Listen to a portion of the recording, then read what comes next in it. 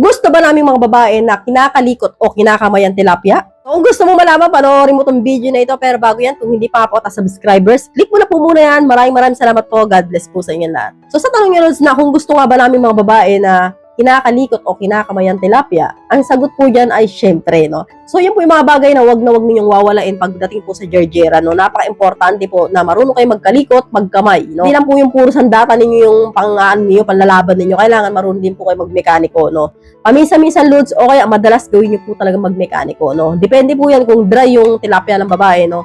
Huwag po ninyo kakalikutin kasi masakit po yun. Kailangan po basa, at least yung talaga nga namang alam mo yung ready siya, no? Pero kung napansin niyo dry siya dahil inaaraw-araw ninyong jarjerin, eh wag po ninyong gagawin.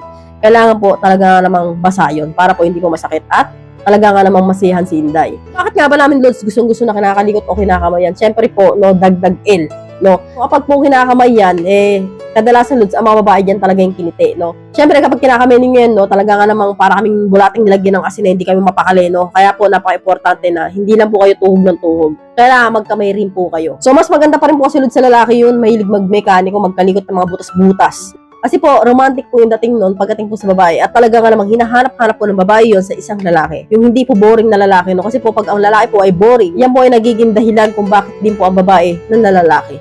So kaya kailangan, no, magaling din kayo mag-drive, magkalikot, magmekaniko, para po ang babae talaga nga namang mababalo sa inyo. So hanggang dito na lang po tayo mga lods. I hope you learned something new in this video. More videos to come. So stay connected and see you again to my next video. God bless. Bye-bye!